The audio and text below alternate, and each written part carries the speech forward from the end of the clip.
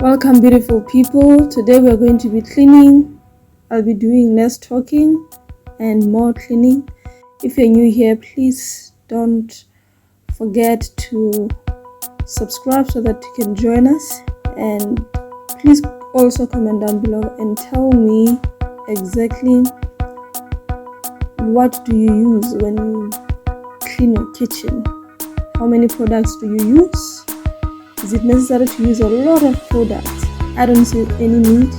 I just use 3, as you will see in the video. So let's go and clean.